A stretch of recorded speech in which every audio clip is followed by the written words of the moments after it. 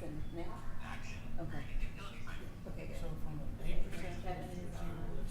So we say, so we can say this is effectively all due to the bonds. Shows it. Okay, that would be a good thing to say, because people voted on that and they had the authority, you know, the optimism. They had the opportunity to express their opinion. Thank you, Abel. Yes, ma'am. Thank you, Ed.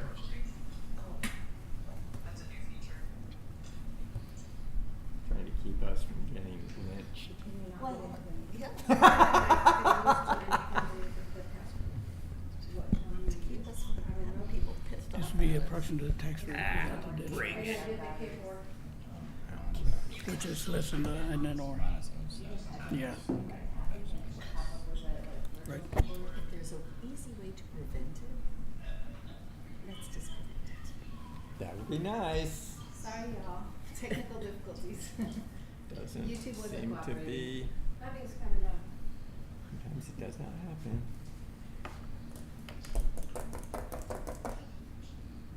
There you go.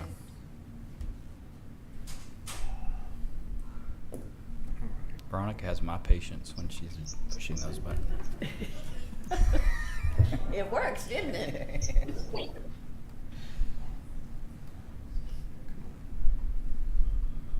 stupid. Oh my God. Stop it. Why are you doing this to me? No, I don't. Thank you for your help with you. Okay, thanks. Bye.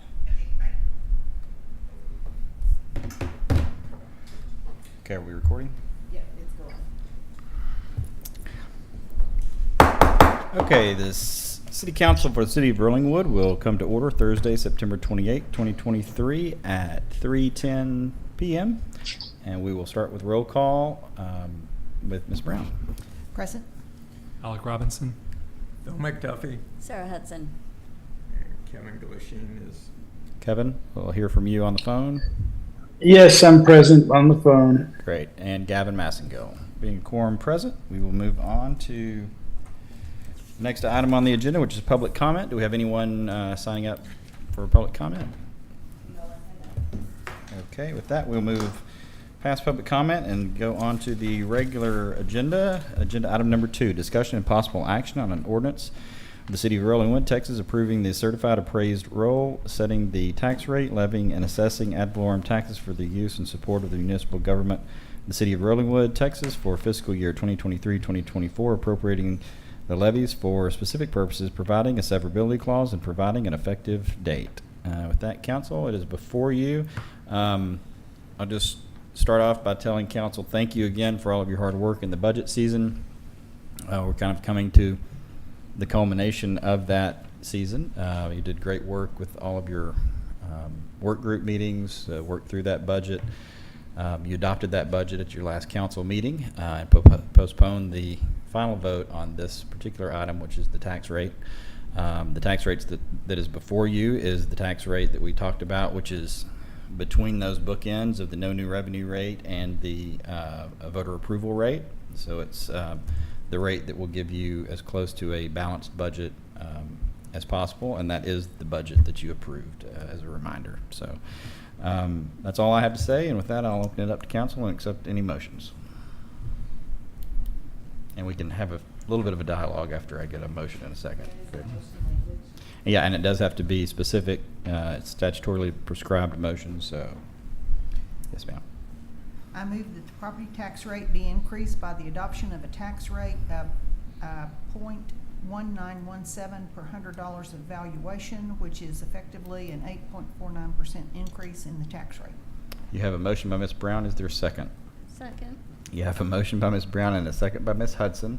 And we will open it for a little bit additional discussion because I do want to clarify a few things for the record. I'll probably have Abel weigh in here. But just for the record, this is the official motion that you're required to make.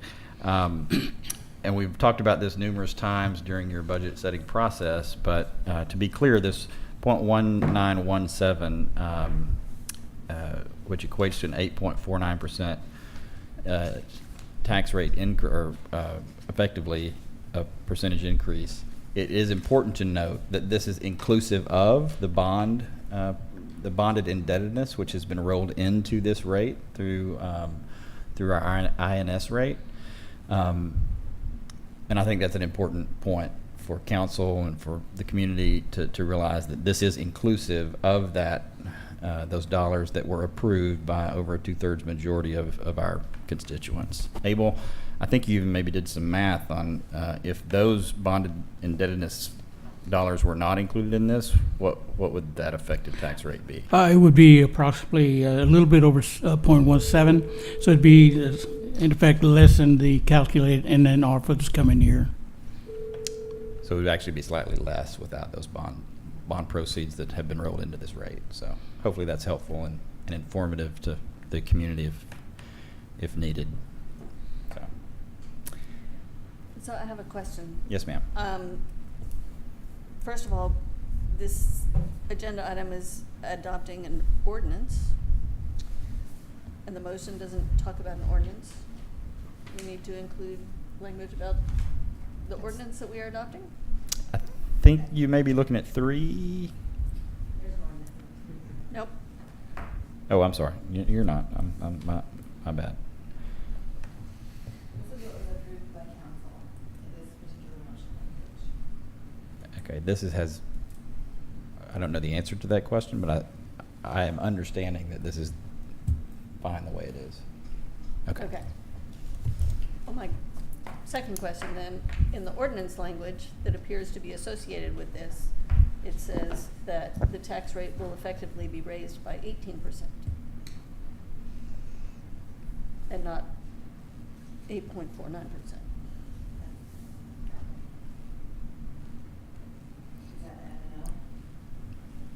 What was the number again? 18%? Yes, the 18% relates only to the M&O side, not the total tax rate. Okay, all right. Just wanted to That's get that on the record, good clarified good clarification. that we Yes. understand what we're doing here, so. Yeah. Great. Okay. Okay. With that, I believe it has to be a roll call vote, and we will call the roll. Ms. Brown, Aye.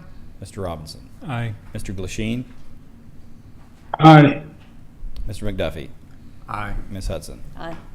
Being 5 ayes, no nays, motion carries. Thank you, council. Look forward to executing this budget for you over the course of the next year. I'm sure we will be back in front of you related to various items on that budget, which is a good segue to agenda item number 3, discussion and possible action on an ordinance amending ordinance number 2022-09-21-04, adopting and approving amendments to the budget for the fiscal year beginning October 1, 2022, and terminating September 30th, 2023, providing for adjustments of spending authority among budget line items, and providing for immediate effectiveness. This is the agenda item that was before you at the last council meeting, council. There were some questions, and rightfully so. You were diligent in your work and found 2 slight mistakes that have now been corrected in this. And for an explanation of those 2 slight errors that have been corrected, I'm going to give it over to Abel and let him explain it. Yes, sir. In my initial draft, when I looked at the water fund and the expenditures that have been made, I put in $200,000 as an amendment. Subsequent to that, when the bond issue proceeds were backed, we set up the capital projects fund 701, and we were going to be transferring those expenditures to that particular fund. I failed to delete the $200,000 in the water fund. They were in effect were duplicated in that $400,000 that we initially had. Subsequent to that, also though, we went back and looked at the not to exceed off amount that was in the contract, and we put that amount in the amendment before you, and that amount is $384,179. So we adjusted that $400,000 to the $384,000. So again, thank you, council, for catching that. It is corrected now, and as we've talked about before, this is not spending any new money. It's just making sure that we've moved the dollar amounts to where they needed to go to make our audit that will happen later in the year that much smoother. So with that, I'd accept any amendment, any motions.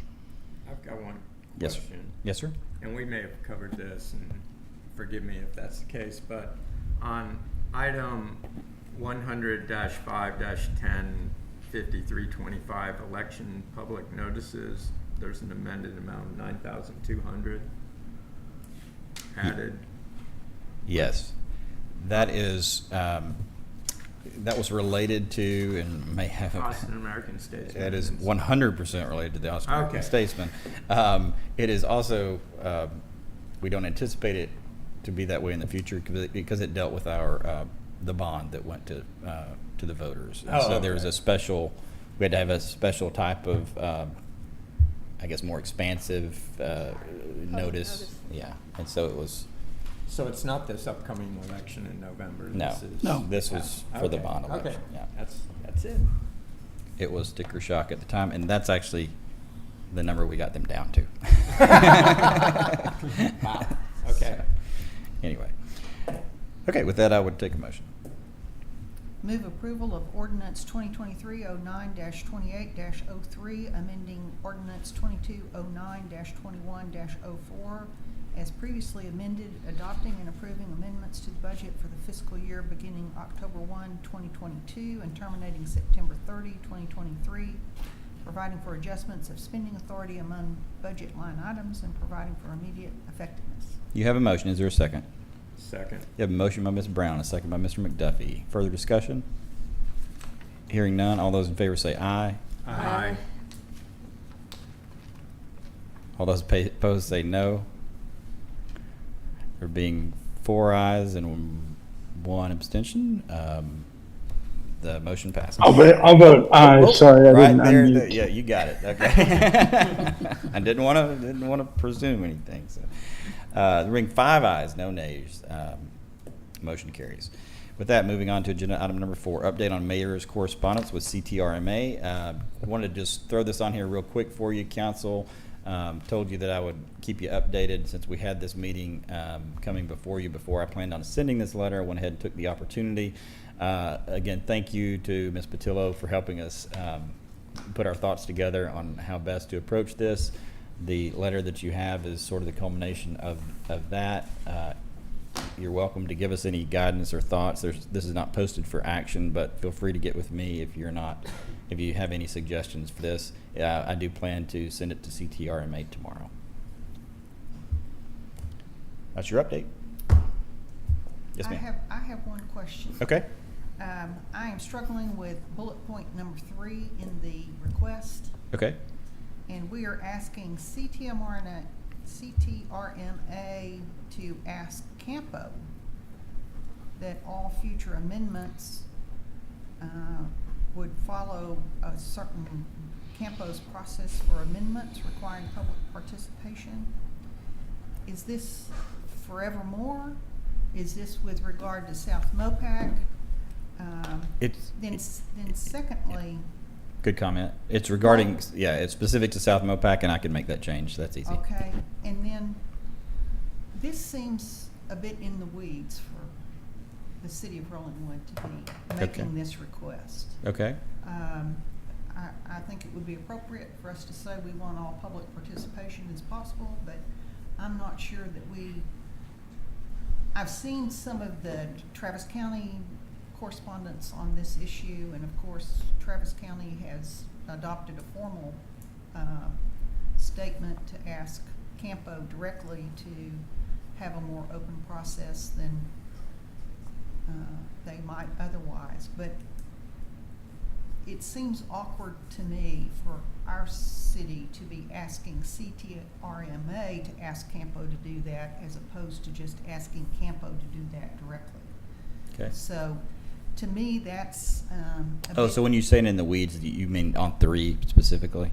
On the third bullet point specifically? Is I the- would recommend we pull that bullet point. Okay. And if we want to address Campo directly, we do I got it it. instead of asking CTRMA to ask got it. Campo to do it. But that was the part that you thought was too much in the weeds. Yes, Got exactly. it. Okay. Thank you. All right, good comment. I don't have a problem with that. So, okay. Thank you, council. With that, I'd entertain a motion to adjourn. So moved. Second. All those in favor say aye. Aye. You are adjourned. Thank you. Adios. Thanks, Kevin. This my Outlook popped up on my phone. It was like 15 minutes. I was like, oh man, Thanks for your time. Thank goodness for Back to the Outlook, office. huh? Bye. And, no, there's. It's happened to all of us. To my point, does Alex Yes. remember we have a meeting?